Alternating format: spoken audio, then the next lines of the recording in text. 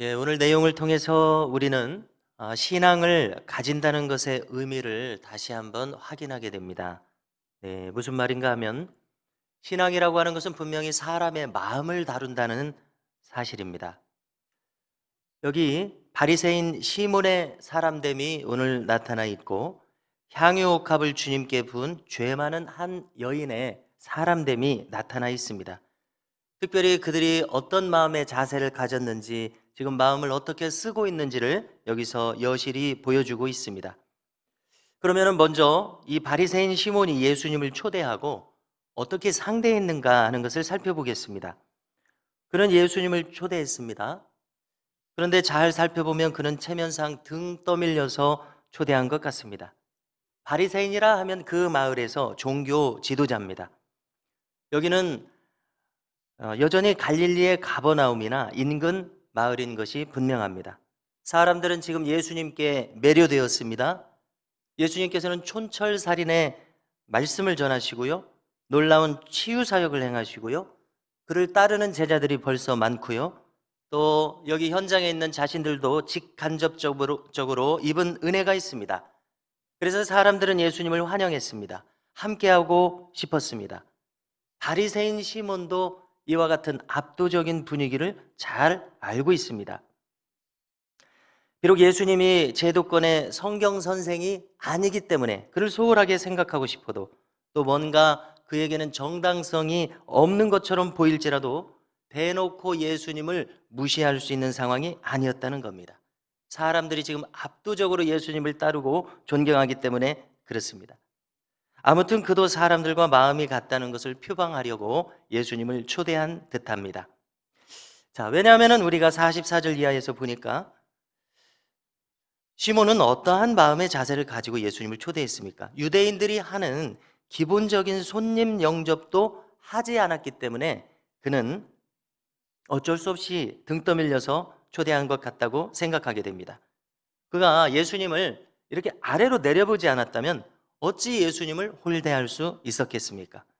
그는 응당 인사에 입맞춤을 하면서 예수님을 맞이했어야 했고, 또 더러워진 발을 씻을 수 있는 발 씻는 물을 당연히 내놓아야 했습니다. 어쩌면 그는 속으로 나는 바리새인이다, 너는 목수 출신이라지, 나하고 상대가 안 된다는 것을 알게 해줘야 되겠다, 이런 심산이 있지 않았을까 생각해 봅니다. 우리가 성경에는 신약 성경에 많은 바리새인들이 나오고 있는데요, 여느 바리새인들과 마찬가지로 시몬도 그 마음이 교만한 것으로 생각됩니다. 마음이 교만한 것, 그것들이 대다수의 바리새인들 특징 아닙니까? 자신을 타인들하고 비교했을 때 상대 우위에 경건한 자들이라고 생각하는 사람들이 대다수입니다. 스스로를 죄인이라고 생각하지 않는 사람들이 대다수입니다. 이것이 바리새인의 특징입니다. 한마디로 자신을 스스로 높이는 이 교만한 마음에 빠져 있어서 겸손하지 않는 마음의 태도, 이런 마음을 가진 사람들이 바리새인들입니다. 여러분, 만일 이 시몬이 겸손한 마음을 가진 사람, 또 겸허한 태도를 가진 사람이었다면 조금 전과 같은 태도를 표출하지는 않았을 것입니다. 만일 그가 마음에 색안경이 없는 순수한 사람이었다면, 겸손한 사람이었다면 최소한 이 대인 관계의 자세에서 상대방의 지위나 부에 따라서 그를 대우하지 않고 그저 사람 대 사람으로서 대우하는 사람이었다면 예수님께서 목수 출신인 것이 무슨 상관이겠습니까? 하물며 그가 구걸하는 사람이라도 그것이 사람을 대하는 데 있어서 무슨 상관이겠습니까? 알렉산더 대제가 유명하죠. 20대의 전 세계를 정복한 알렉산더 대제. 그가 이집트를 점령했을 때에 디오게네스라고 하는 철학자가 유명하다는 말을 들었습니다. 그래서 그가 어디 있다고 해서 그를 찾아가기 위해서 이제 한 거린에게 물었습니다. 그는 디오게네스였습니다. 그가 어디 있냐고, 그가 디오게네스인지를 모르고 이제 물었겠죠. 그랬더니 이 디오게네스가 이렇게 말했다고 합니다. 지금 햇빛을 가리고 있으니까 좀 비켜주시겠습니까? 이렇게 말했다고 합니다. 아무리 거짓 차림이라고 하더라도 그가 꼿꼿한 철학자일 수 있다는 사실을 우리는 간과하지 말아야 합니다. 아니, 그가 그렇게 훌륭한 철학자가 아니더라도 우리가 만일 참된 신자라면 상대방의 행색이 어떻든지 간에 우리의 마음이 높아진 채로 아나무인의 자세로 사람을 대해서는 안 될 것이라고 믿습니다. 예수님께서 시몬이 자기를 홀대하신 것을 지금 거론하는데요. 이것은 바리새인 시몬이 그의 마음속으로 이 여인을 경멸하고 있었기 때문에 그렇습니다. 이 현장에는 다른 많은 사람들도 많이 있었습니다. 그런데 뜻밖의 한 여인이 예수님의 뒤로 와서 발치에 서 있었다고 기록합니다. 자, 그녀는 어떻게 이후에 행동합니까? 그녀는 이제 울기 시작합니다. 그래서 자기의 눈물이 주님의 발에 떨어지게 합니다. 자, 주님의 발은 지금 어떤 상황이겠습니까? 물 씻을 물도 내주지 않았기 때문에 이제 들어오셔서 씻지 못하신 채인고로 흙먼지가 묻은 유대인들의 전형적인 발이었을 것입니다. 자, 그런데 이 여인이 눈물을 그 발에 떨어뜨리는 것은 무슨 의미겠습니까? 이미 이전에 이 주님을 만났던 것이 분명하죠? 주님을 상대했던 것이 분명합니다. 그런데 그 기회를 통해서 그가 어떤 큰 죄사함의 기회를 가졌기 때문에 이렇게 하는 것을 우리가 짐작할 수 있습니다. 우리는 이 장면에서 늘 성경을 읽으면서 선입견을 어느 정도는 가지고 있습니다. 우리가 가지는 그 선입견처럼 이 여성으로서 꼭 부정한 행동을 한 것은 아닐 수도 있다고 학자들이 전합니다. 아무튼 이 여인이 범한 죄악이 무엇이었든지 간에 이전에 범죄함으로 말미암아 크게 사함받은 경험이 있습니다. 어떻습니까? 눈물은 그 의미가 아니겠습니까? 이제 이 눈물과 주님의 발에 흙먼지가 섞이고 있습니다. 뭔가 그것을 닦아줘야 될 상황이 되지 않습니까? 그런데 놀랍게도 이 여인은 자신의 머리털로 그 지저분해진 주님의 발을 닦기 시작했습니다. 그리고 이제 조금은 깨끗해진 그 발에 입을 맞춥니다. 여러분, 어떤 사람이 다른 사람의 발에 입을 맞춘다는 것은 무엇을 의미하겠습니까? 이것은 극도로 그를 존경하지 않고서는 이런 일을 할 수는 없는 것이지 않겠습니까? 그녀는 예수님에게 극도의 존경심을 이렇게 표했습니다. 이것은 무슨 의미입니까? 자기의 영혼을 살게 해주셨다는 의미이겠죠. 자기의 영혼이 참 자유를 경험하도록 예수님께서 인도해 주셨다는 의미이겠습니다. 그리고 그녀는 향유 옥합을 깨뜨리고 부어드립니다.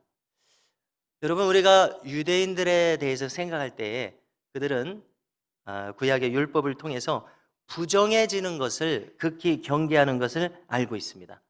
바리새인 시몬도 그렇지 않았겠습니까? 그는 본능적으로 이 여인의 행색에서 무엇인가 부정한 여인이라는 것을 즉시 판단했을 것입니다.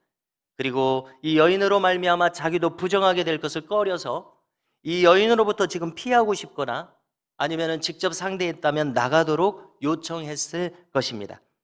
그런데 문제는 예수님께서는 그렇지 않고 이 여인의 행위를 다 받아주시고 있었습니다. 그래서 바리새인 시몬은 이 여인과 함께 동시에 예수님을 판단하고 있었습니다. 부정적으로 판단하고 있었습니다. 그래서 그는 이 자가 선지자라면 이 여인이 부정한 것을 알 텐데, 그런데 허용하고 있다고 생각하고 있었던 것입니다. 그래서 주님께서는 그의 생각을 아시고 시몬에게 할 말이 있다고 하시면서 한 이야기를 꺼내셨습니다. 그것은 500데나리온 그리고 50데나리온을 각각 빚진 자들에 대한 말씀이셨습니다. 여러분, 이 500데나리온은 500일간의 임금 아니겠습니까? 쉽게 1년 반어치나 되는 연봉입니다. 큰 액수입니다. 50데나리온은 50일, 약 2달 정도의 급여입니다. 물론 이것도 적지 않습니다. 자, 그런데 그 둘은 큰 차이가 있습니다. 자, 이 두 사람이 각각 진 빚을 누군가로부터 탕감을 받았습니다. 주님께서 물으십니다. 누가 더 감사하겠느냐? 오늘 성경에는 누가 더 사랑하겠느냐? 이것은 당연한 대답을 가진 질문입니다. 시몬이 답합니다. 500데나리온을 빚진 자입니다. 그러자 주님께서 조금 전에 시몬이 자신을 홀대했었다고 말씀합니다. 누구보다도 시몬 자신이 잘 알고 있는 이야기였을 것입니다. 그런데 반대로 이 여인의 행동은 사랑함이 많은 행동이라고 말씀하십니다. 그 이유는 무엇인가? 그의 많은 죄가 사하여졌기 때문이라고 주님은 말씀하십니다. 많이 사함받은 자는 많이 사랑하느니라 이렇게 말씀합니다. 여러분 여기에서 사랑한다는 말을 헬라어를 찾아보니까 우리가 잘 알고 있는 아가파오라는 말을 썼습니다. 여러 가지 사랑한다는 헬라어 표현이 있지만은 이 말은 무슨 뜻입니까? 정말 무조건적으로 절대적으로 사랑하는 마음을 표현할 때 쓰는 말 아닙니까? 한없는 감사와 사랑을 담은 말입니다. 여러분 우리는 여기서 신자의 마음이 어떤 마음인가 하는 것을 알게 됩니다. 신자의 마음은 어떤 마음이 있습니까? 하나님으로부터 죄사함을 받았던 근본적인 감사가 있습니다. 자신을 용서해 주신 주님을 향한 깊은 사랑과 헌신의 마음이 있습니다. 그리고 그 사랑은 절대적인 사랑인 것을 우리가 다시 한번 알게 됩니다. 무조건적인 사랑의 마음을 가집니다. 오늘 우리 자신도 이 여인의 마음의 태도를 생각하면서 우리도 주님께 용납함을 받은 자라는 사실을 결코 잊지 않아야 하겠습니다. 오늘 우리도 우리를 택하여 주시고 사하여 주신 주님을 향한 사랑과 헌신의 마음을 가져서 주어진 이 하루를 그 마음으로 살아가고 우리에게 주어진 온 삶을 이 마음으로 살아갈 수 있는 은혜가 우리 모두에게 있기를 주님의 이름으로 축원합니다.